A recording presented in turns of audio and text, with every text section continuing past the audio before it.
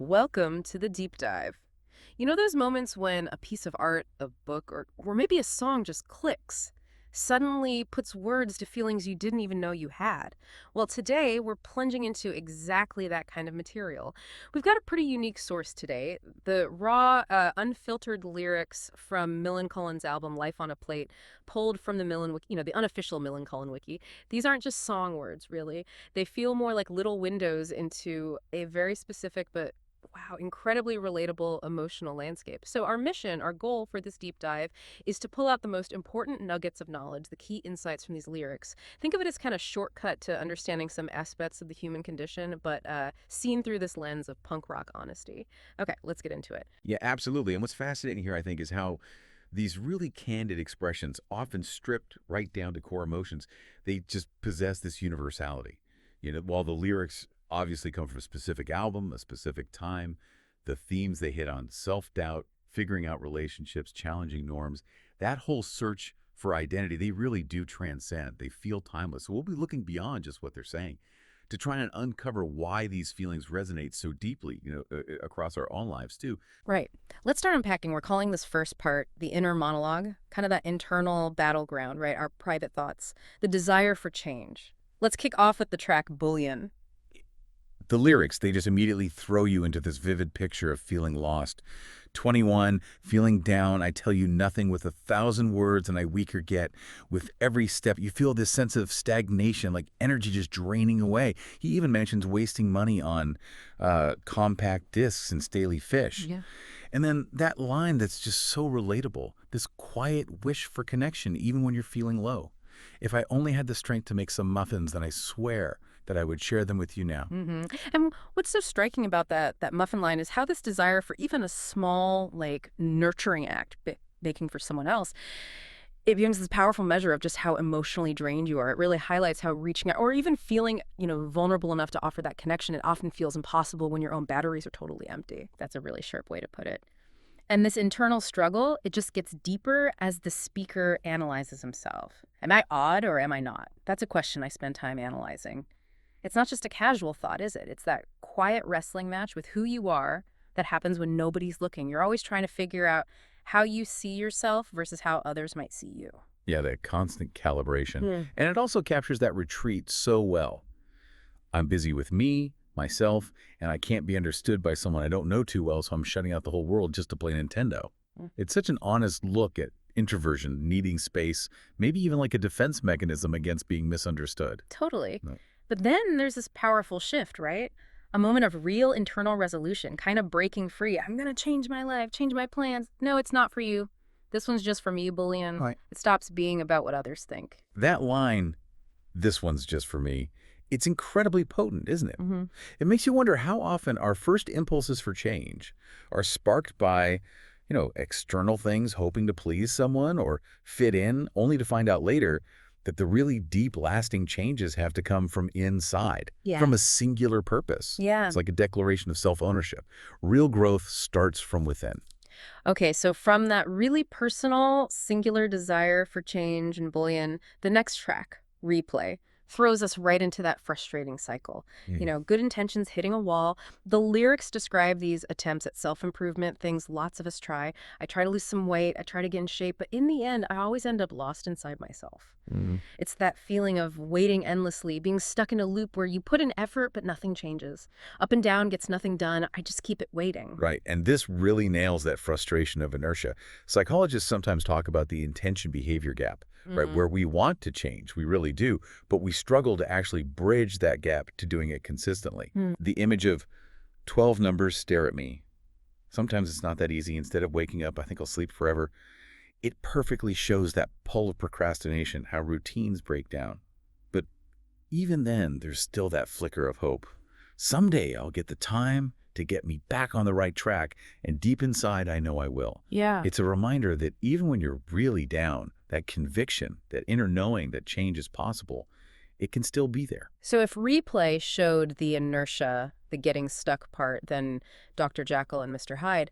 That one captures the internal chaos, the self-doubt that makes escaping that inertia feel impossible. There's this real feeling of being not wanted and life just being chaos, like everything's spinning out of control. This song really focuses on that isolating feeling of being judged. Mhm. People grin, behind your back they're talking. But then, crucially, it pivots. It offers this powerful message of resilience, of eventual clarity. It's no illusion, it's just confusion. But when the fog's gone, you'll come out strong. There's no time to be feeling down. It's like a testament to our ability to acknowledge the struggle, see confusion is temporary, and ultimately trust in ourselves.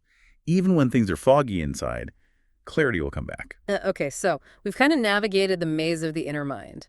Let's step into the equally complex world of human connection, how these internal battles play out in relationships. We're calling this the dance of relationships. Hmm.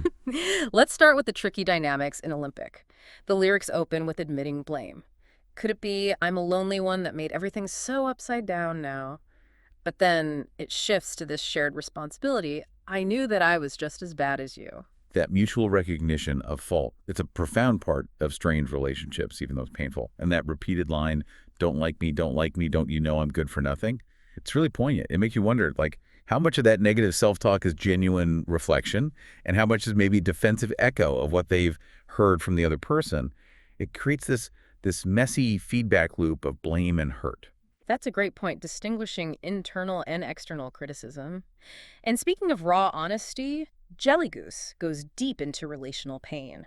The speaker admits, I find you to abuse, I feel like now, 'cause it's getting to me. I treat you like someone I don't want to be. It's a confession, really. Acting out knowing you're falling short of how you want to treat someone you actually care about. What's so compelling there is the internal conflict, the deep regret. The speaker knows they're causing pain, but they're feeling it too. And despite that struggle, there's still this strong desire to save the relationship, even if it means settling for something imperfect. Not the first time our love seems to be fading, but we're still here and same things we're defending. You leave me now and there will be no happy ending. We can at least try to pretend. Wow. That longing for respect, I want to give you all respect that I can, paired with admitting immaturity because I'm just a boy and not a man. It just paints such a human picture of trying to be better, even when you're limited. It's the messy reality of growing up within a relationship. Okay, moving from romance to friendships, friends till the end, shows this dynamic shift in who needs support. It starts with a friend who's upset. First words you say in tears, complaining how I'm never near, and the speaker feels kind of grounded in my mind, maybe stuck in their own world.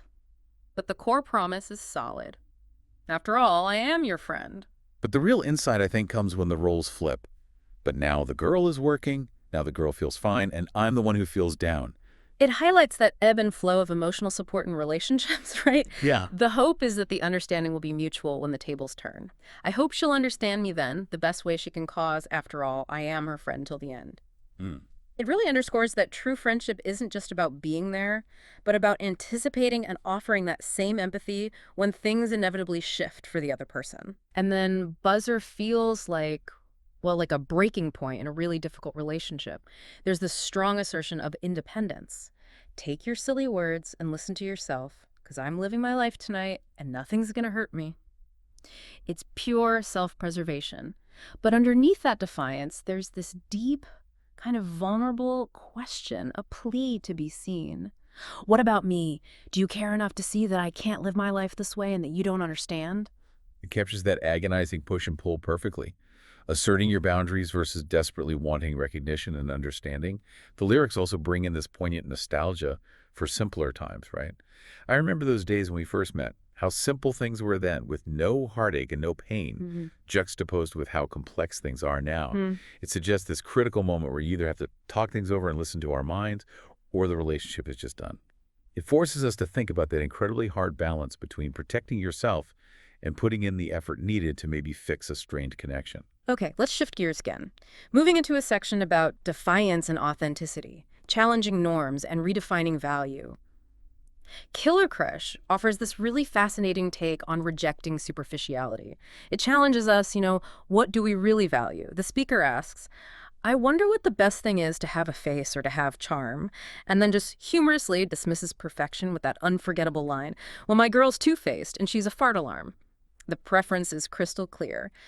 I need someone who's not perfect. It's such a powerful celebration of unconventional beauty, isn't it?